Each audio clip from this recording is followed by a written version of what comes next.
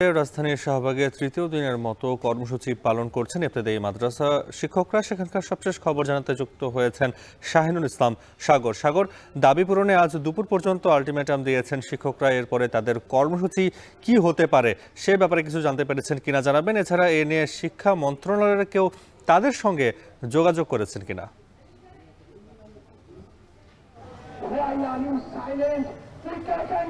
নাফি, ইবতেদায়ী মাদ্রাসা শিক্ষকরা তাদের শিক্ষা প্রতিষ্ঠান জাতীয়করণের দাবিতে যে অবস্থান কর্মসূচি পালন করছে সেটি রাজধানীর শাহবাগের জায়গাটি যদি বলি তাহলে ঢাকা বিশ্ববিদ্যালয়ের যে চারুকলা ইনস্টিটিউট আছে তার প্রথম ফটক থেকে শুরু করে জাতীয় কবি কাজী নজরুল ইসলামের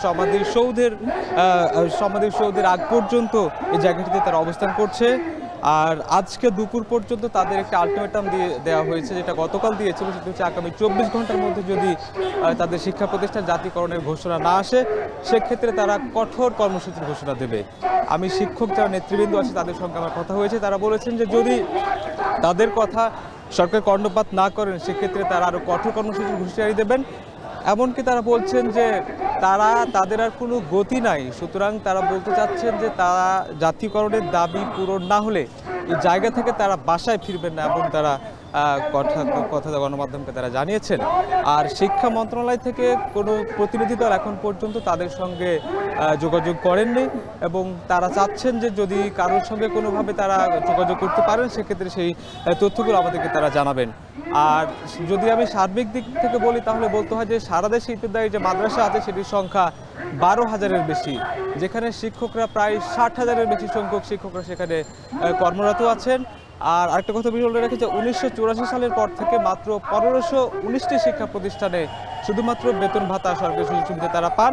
সেই সংখ্যাটাও খুবই নগণ্য। সেই সংখ্যাটা তারা বলছেন যে যারা ইবতেদায়ী প্রধান শিক্ষক তারা বেতন পান 3500 টাকা, এবং যারা সাধারণ শিক্ষক তারা বেতন পান 3300 টাকায়। এর বাইরে যে 10,500-এর বেশি যে শিক্ষা প্রতিষ্ঠানগুলো রয়েছে তারা কেউ সরকারের বেতন সুবিধা কেউ কোনোটাই পাননি। সুতরাং এই দাবি তাদের আজকের না, প্রায় 39 বছর ধরে তারা এই দাবি জানিয়ে আসছেন। এমনকি তাদের যারা শিক্ষার্থী আছে তারাও কিন্তু সরকারের বিভিন্ন সুযোগ সুবিধা থেকে বঞ্চিত হচ্ছেন। বিশেষ করে 2022 সাল পর্যন্ত তাদের কিছু শিক্ষার্থী উপবৃত্তি যেটি পেতেন সেটি 2022 সাল থেকে বন্ধ হয়ে যায়।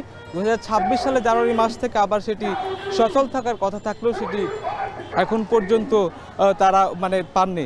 সুতরাং সার্বিক দিক থেকে বলা যায় যে ইবতেদায়ী মাদ্রাসার যে শিক্ষকরা যে আন্দোলন করছে সেটি আজকে 10 দিন গড়িয়েছে। সেটির এখন পর্যন্ত তাদের অবস্থান কর্মসূচি তারা একই জায়গাতে অবস্থান করছেন, এবং তারা জাতীয়করণের দাবি পূরণ না হলে তারা জায়গা থেকে ফিরবেন না বলে তারা এমনকি আমাদেরকে জানিয়েছেন। তো এই ছিল আমার এখান থেকে সবশেষ তথ্য।